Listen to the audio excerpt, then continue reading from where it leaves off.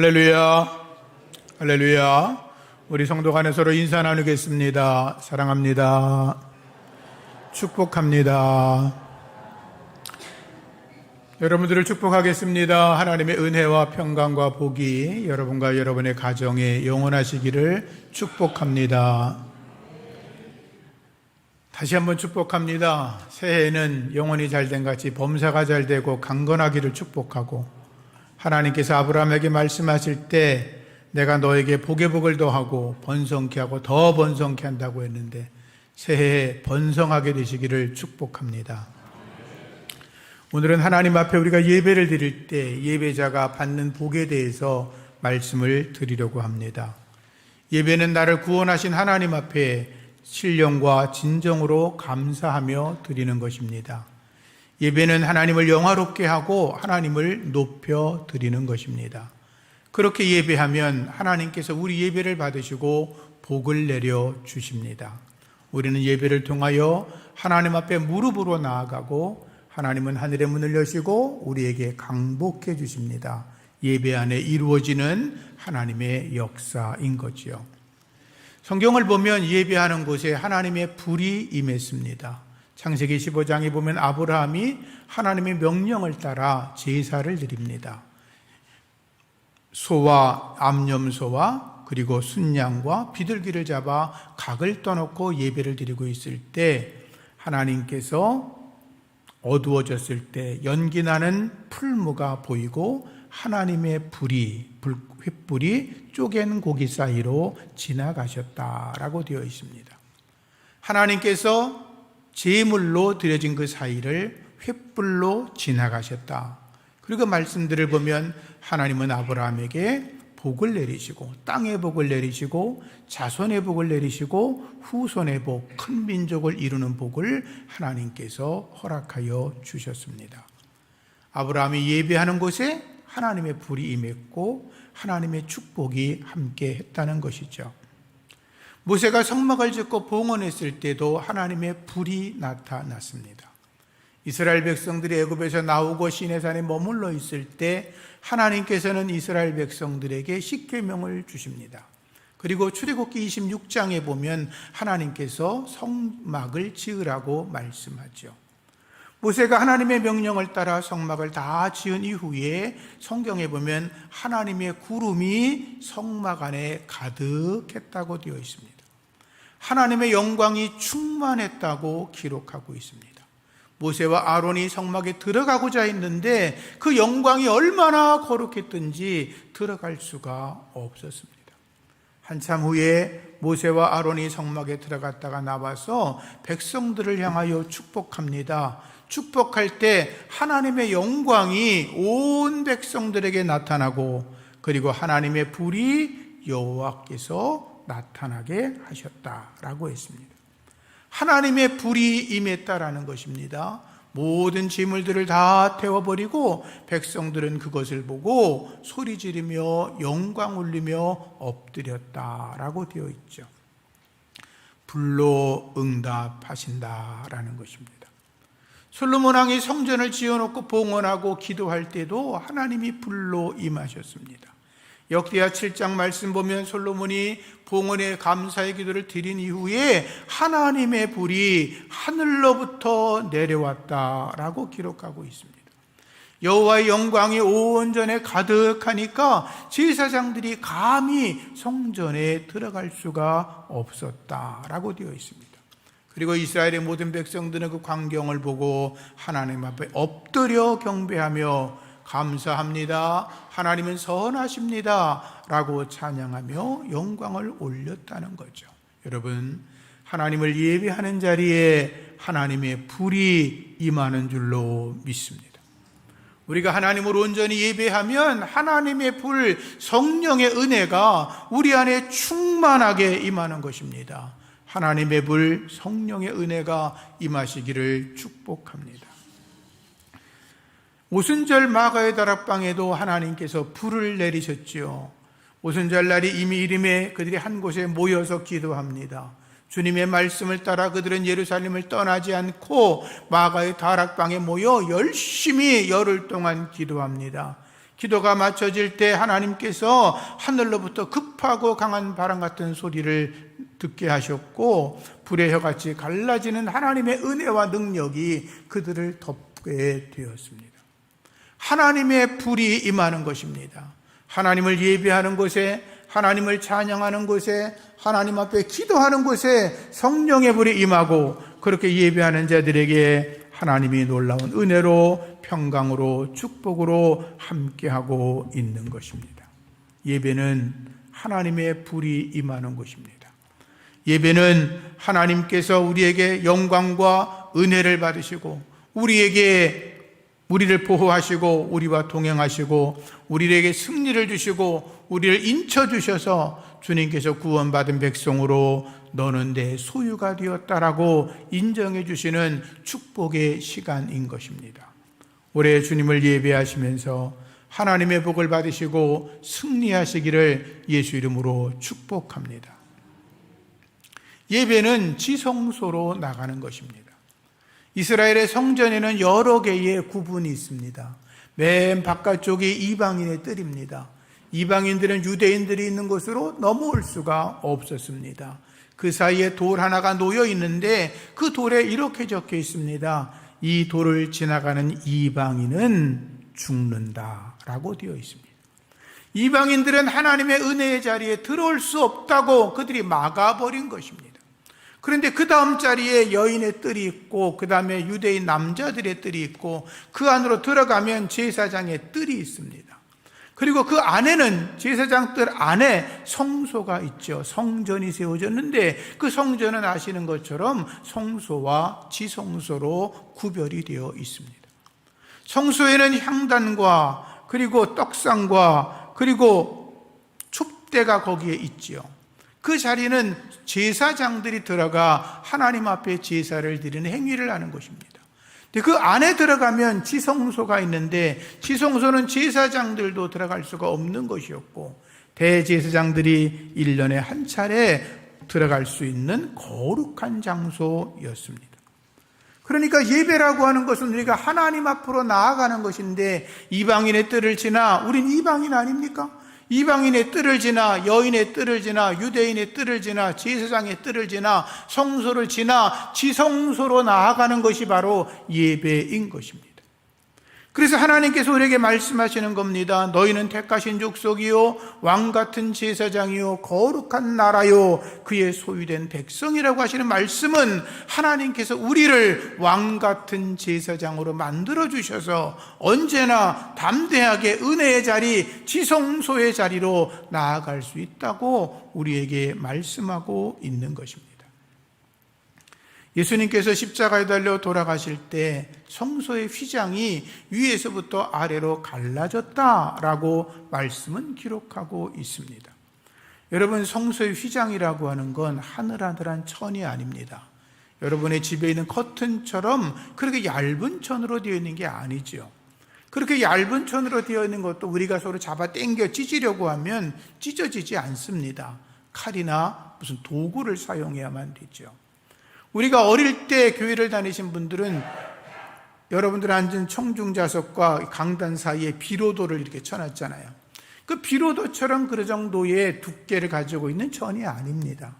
24개의 실로 꼬아 만든 72개를 엮어서 만든 천인데 그 규모가 어느 정도가 되냐 하면 랍비들의 전통에 따르면 솔로몬 성전에 있던 휘장의 높이는 18m입니다. 높이가 18m. 우리보다 훨씬 2배쯤 되겠죠?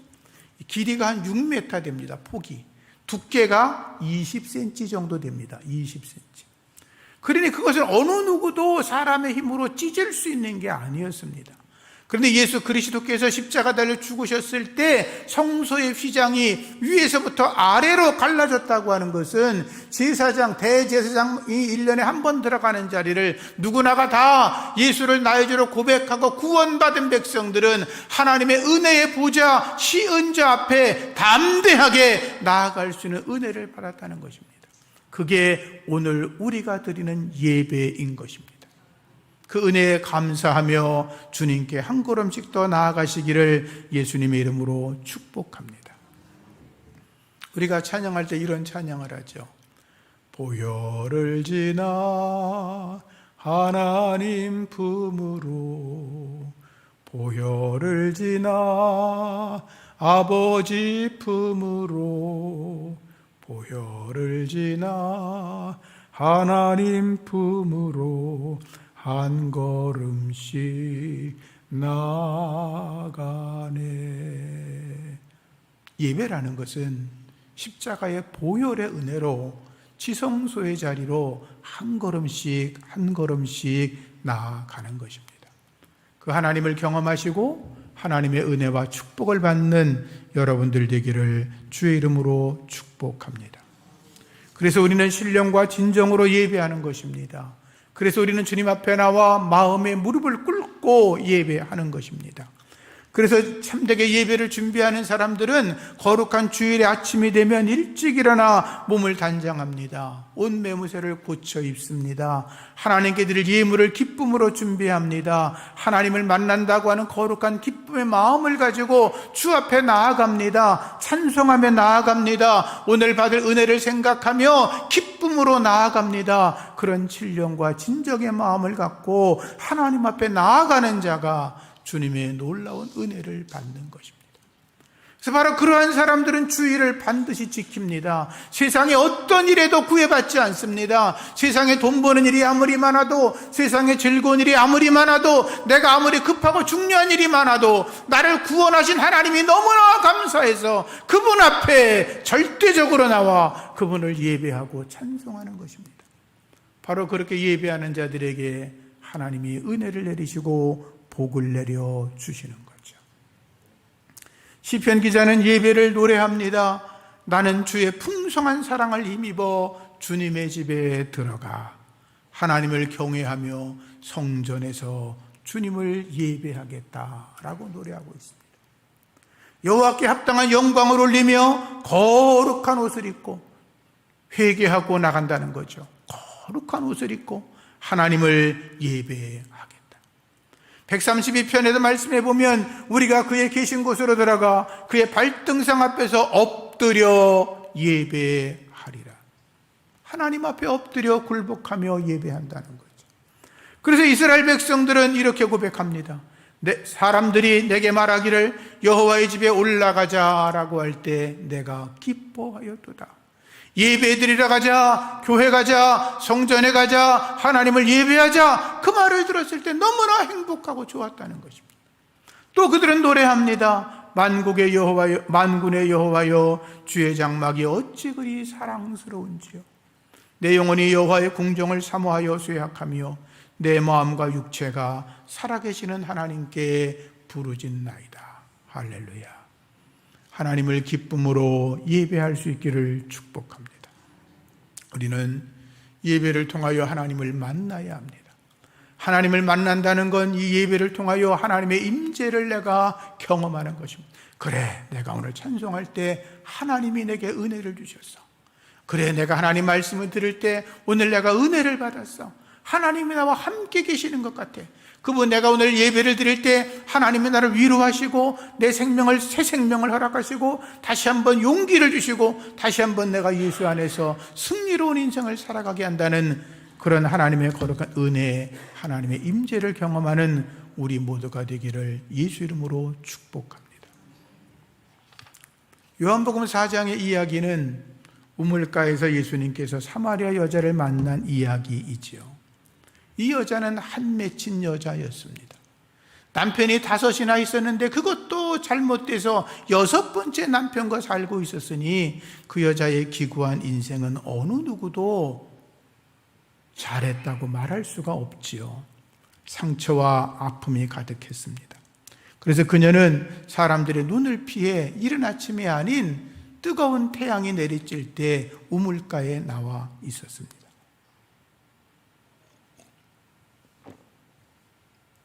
그런데 예수님께서 우물가에 계시다가 그녀에게 말씀하시죠. 여인이여, 내게 물을 좀 달라. 여자가 말합니다. 당신은 유대인 남자인데 왜 나한테 물을 달라고 합니까? 예수님께서 말씀하십니다. 너에게 물을 달라고 하는 이가 누구인 줄 내가 알았다면 오히려 내가 나한테 생수를 달라고 했을 거다. 그렇게 이야기가 계속 진행되면서 여자는 예수님이 선지자구나라고 생각을 합니다. 그녀가 묻습니다. 주여, 당신은 내가 보니까 선지자시네요. 내가 지금까지 살아오면서 궁금한 게 있는데 하나 좀 알려주시겠어요? 우리 이쪽 사람들은, 사마리아 사람들은 이 산에서 예배를 하라고 말합니다. 당신들 유대 사람들은 말하기를 예루살렘에서 예배를 하라고 합니다. 도대체 어느 게 맞는 겁니까? 예수님께서는 그녀의 말을 듣고 전혀 다른 얘기를 합니다. 이 산에서도 말고 예루살렘에서도 말고 너희 아버지께 예배할 때가 올 거다. 아버지께 참으로 예배하는 자들은 신령과 진정으로 예배할 때가 오나니 곧 이때라 아버지께서 이렇게 자기에게 예배하는 자들을 찾으실 거다. 하나님은 영이시니 예배하는 자가 신령과 진정으로 예배할 거다라고 말씀하십니다. 이 여자가 예수님 말이 무슨 말인지를 모릅니다. 아니, 자기가 물어보기는 여기 산인지 아니면 저쪽 예루살렘인지를 물었는데 예수님은 신령과 진정으로 예배하라고 하니까 도대체 무슨 말인지를 몰랐죠. 여자가 이렇게 말하죠. 메시아가 오면 그분이 모든 것을 우리에게 알게 해주시겠죠. 예수님 말합니다. 메시아? 맞아. 그 내가 말하는 메시아가 바로 나야.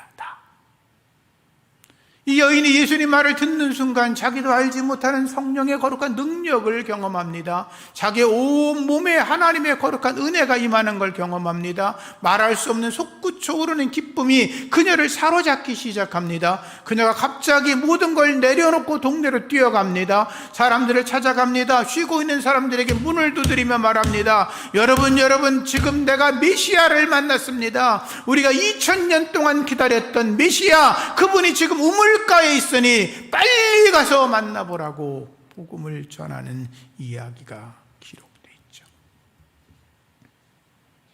사마리아 여자가 우물가를 간 이유는 물이 필요했기 때문입니다. 모든 사람에게 물이 필요하죠. 그러나 그녀에게 정작 필요했던 것은 물이 아니라 영적인 목마름을 해결해 주는 참된 예배였습니다. 사마리아 여자는 진정으로 하나님을 한 번쯤 온전하게 예배하고 싶었습니다. 하나님을 예배하면서 하나님의 위로를 받고 싶었고 자기가 받은 상처를 하나님 앞에 다 토로하고 싶었습니다. 그래서 하나님께서 자기 인생에 해결할 수 없는 문제들을 하나님이 도와주셔서 해결해 주기를 기대했던 것입니다. 그래서 어디를 가서 예배해야 됩니까? 라고 물은 것이죠. 그녀는 불쌍했습니다. 그녀에게도 부모가 있었겠죠. 그녀에게도 형제자매가 있었겠죠. 친구들도 있고 친척들도 있었겠죠. 그동안 만났던 수많은 사람들이 있었겠죠. 그런데 그 여인은 어느 누구에게도 찾아갈 수가 없었습니다.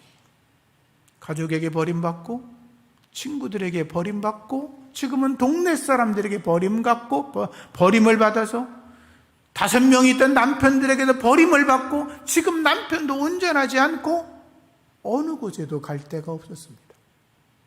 그 한 맺힌 여자가 갈 수 있는 곳은 오직 하나님 한 분뿐이었습니다. 여러분, 하나님께 나아가시기를 축복합니다. 하나님께 나오신 거 너무나 잘하신 겁니다. 그분 안에서 예배를 통해 하나님의 위로와 하나님의 은총과 축복을 받으시기를 주의 이름으로 축복합니다.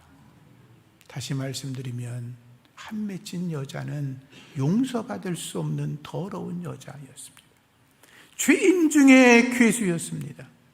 그러나 그녀의 마지막 죽기 전의 소원은 한 번만이라도 하나님 앞에 나가서 진짜 참된 예배, 하나님을 만나는 예배, 하나님의 음성을 듣는 예배, 하나님의 자기 인생을 책임져 주는 예배, 그리고 그분에게 내 죄가 용서됐어, 내가 너를 사랑해, 하나님의 위로를 받는 예배를 드리고 싶었던 거죠. 예배 자리로 나가야 합니다. 신령과 진정의 예배를 드려야 합니다. 하나님만을 경외하는 예배를 드려야 합니다. 하나님을 찬양하는 예배, 하나님의 음성을 듣는 예배, 내가 예배를 통하여 하나님의 성령의 임재를 경험하는 그런 은혜가 넘치는 예배가 여러분들이 드리는 예배가 되기를 주의 이름으로 축복합니다. 그래서 우리가 예배를 드리러 나오면서 기도해야 합니다. 주님, 내 눈을 열어 주님을 보게 하여 주시옵소서. 내 귀를 열어 하나님의 음성을 듣게 하여 주시옵소서. 내 입을 열어 주를 찬송케 하여 주시옵소서.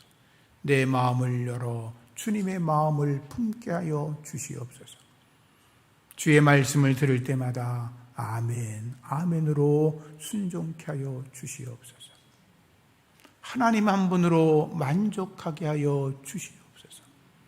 여러분의 예배가 그런 은혜로운 예배, 하나님이 기뻐하는 예배, 또 예배를 통하여 성령의 임재를 경험하고 하나님의 축복을 받는 아름다운 예배가 되기를 주의 이름으로 축복합니다. 우리 찬양하겠습니다. 예배합니다.